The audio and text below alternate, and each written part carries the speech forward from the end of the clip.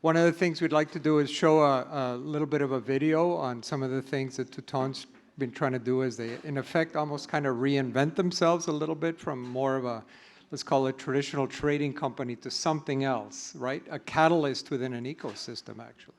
So that's what we'd like to show a little bit, and then we'll have a conversation with all of you around what that means. So. Touton is a trading company. It was established a very long time ago in 1848, initially with vanilla and spices, but it's grown a lot, it's reinvented itself a lot, and nowadays it's trading approximately 10% of the world's production of cocoa. In the past it was very much, the product that we were selling, but more and more it seems important not just to our clients, mostly chocolate manufacturers and cocoa using industries, but also to the farmers themselves, that we offer services.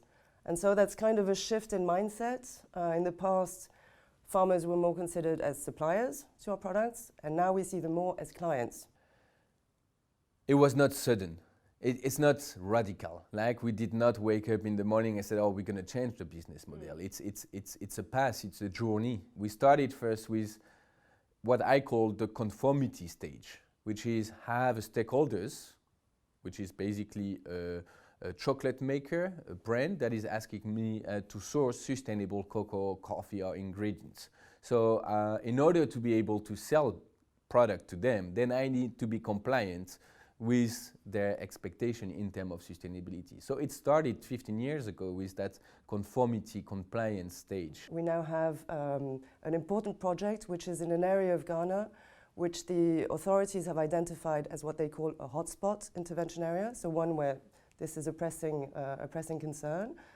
Beyond our interaction with the local authorities, we also have a consortium of partners, technical, civil society, etc., that help us bring this program together, which includes activities at farm level, so cocoa farm level, at community level, so already beyond the scope of cocoa specifically, regional level, and national level. So one of the challenges is how do we create value for the ultimate beneficiaries of that project, which are the smallholder farmers operating in the landscape.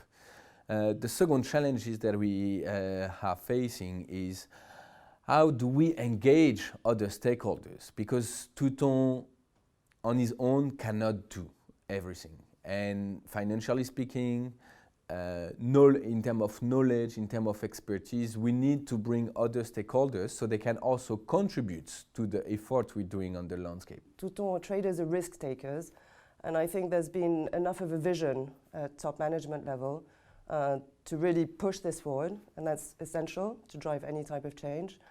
Again, the situation on the ground has evolved. Landscape preoccupations are really there, farmers feel them. There's also an environment, we're part of a wider environment, there are political discussions, obviously climate change and addressing deforestation issues is hot on the agenda of, the global agenda. So it's not an easy transition in terms of the mechanics of getting that whole landscape program together, but it was a relatively easy one from a philosophical standpoint in terms of the company. The biggest part of the investment has been supported by Touton owns equity. This is because we truly see a business case for that, a long-term business case, which is forest and cocoa are interconnected together. With no forest, you'll be hardly able to grow cocoa. So we need to protect the forest. We need to build the resilience on the farmers. And what we have been able to secure is funding from Palladium and P4F agency, which has been a major contributor to the project, not only in terms of resources and finance, but also in terms of expertise. We have also been able to score some revenue from our customers because we have been able to segregate the supply chain with cocoa coming from that project and delivering that cocoa to the final customers that is receiving cocoa which has a higher quality of services. Be ambitious in the way you want to set up your community of goodwill, but be pragmatic in engaging those people in your program.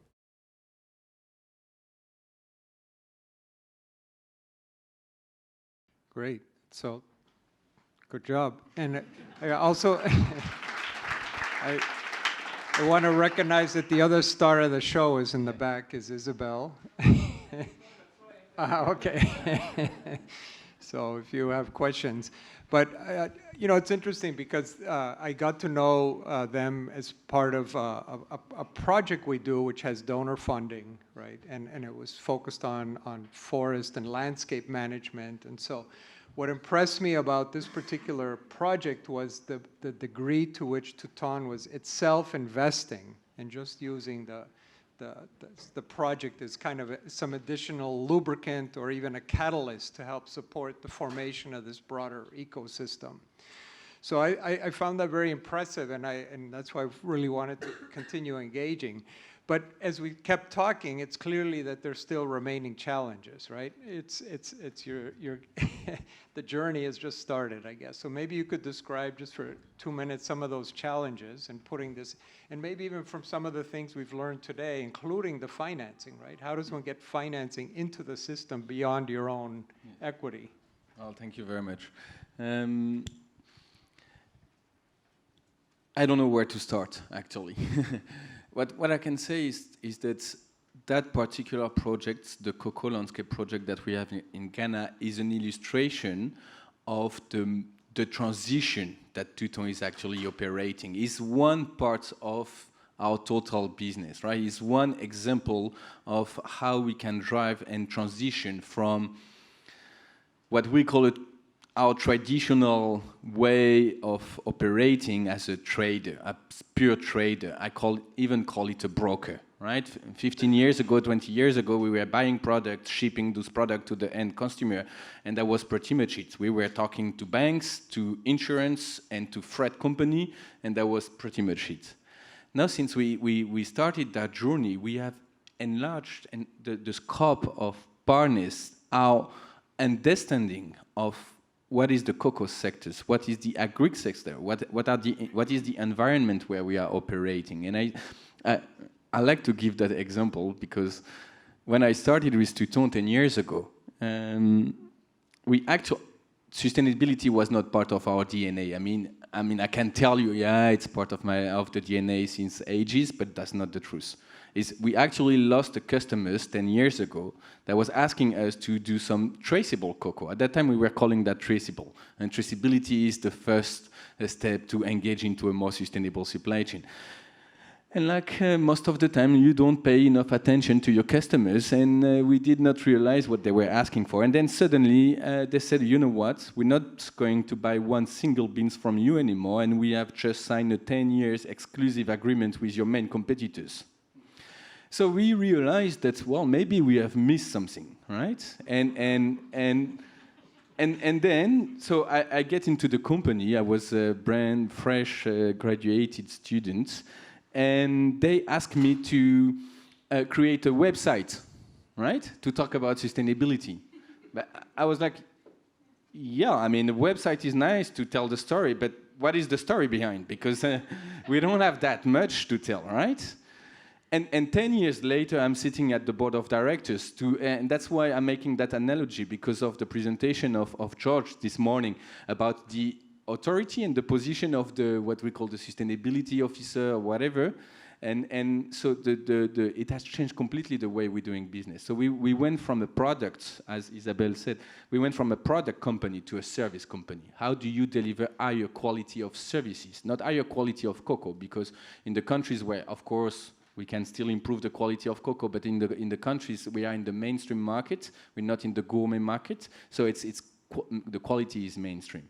So that's how we started, and now we're talking to civil societies, we are talking to donors, to international organizations, to research centers, we have completely changed the way we are understanding the business.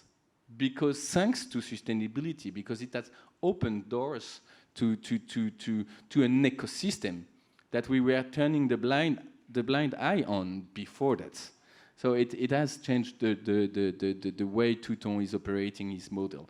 I like to give a second example, because we have mentioned plenty of time today, many times, several times today, data. We come from a trader to a supply chain manager, What does that mean? It means you need to be able to manage, to master from the farmers to your final customers the entire supply chain. You're not only responsible to deliver the product, you are responsible for the quality of that product, meaning the sustainability, of course, but way more than that.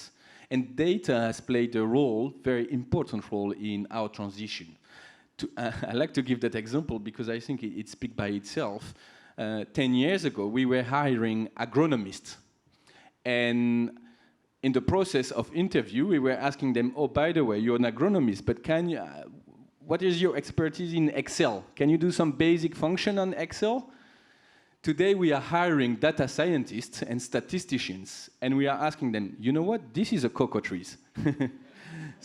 So it has completely changed the way we need to manage our supply chain and then the way we are operating our business.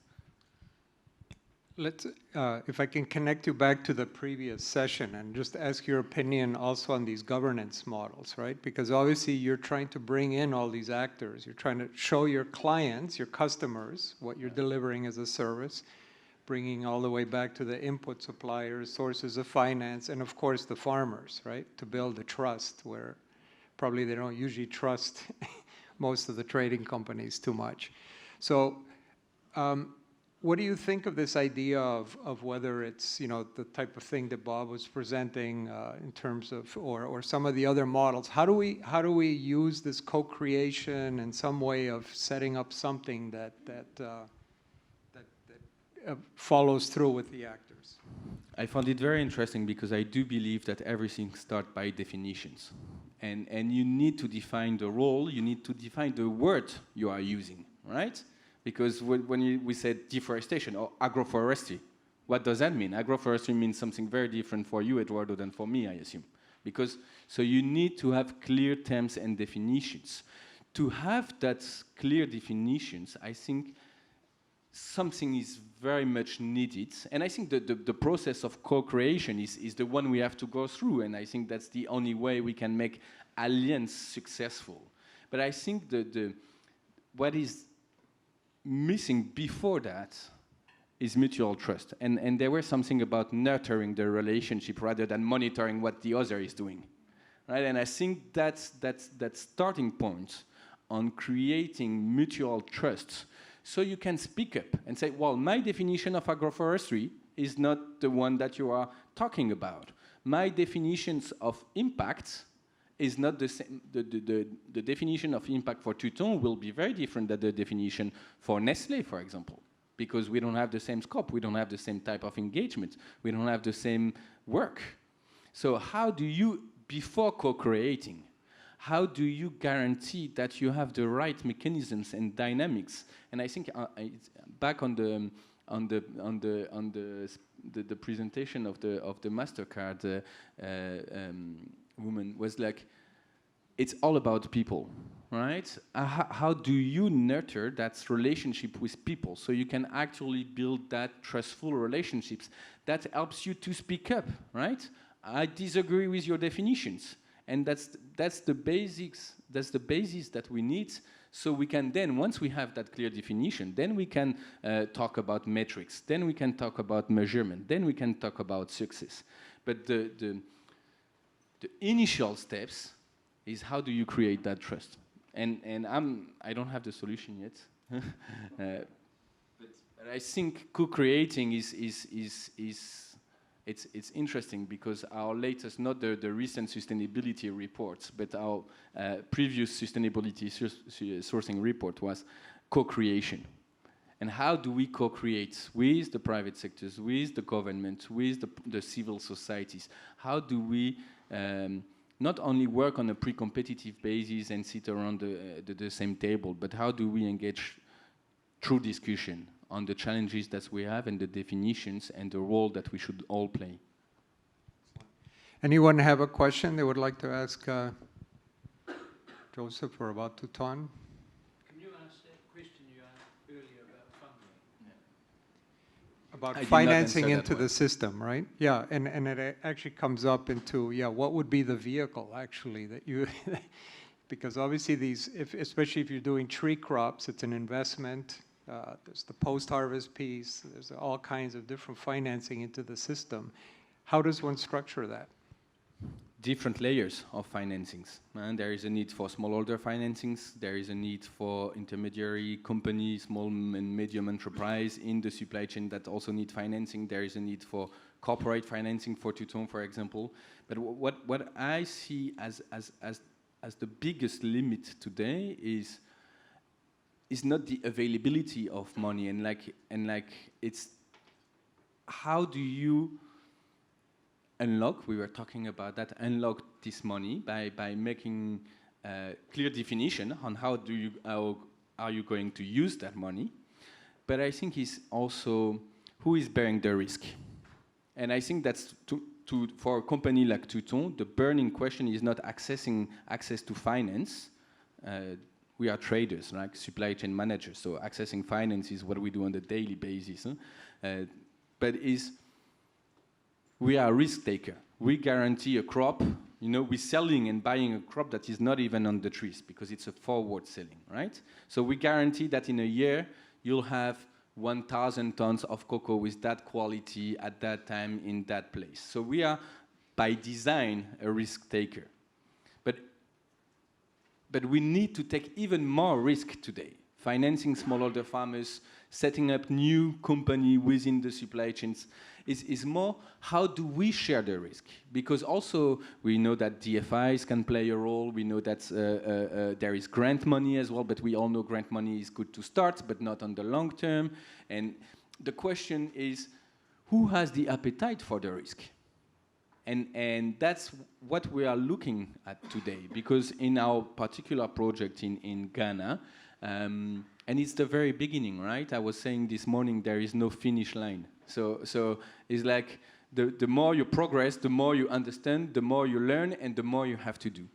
So we have been super happy with the support from P4F. We have been able to get some revenue from customers, but I mean, it's like nothing compared to what is needed in terms of financing. But our capacity to take the risk on behalf of everyone else, right? It's just not possible.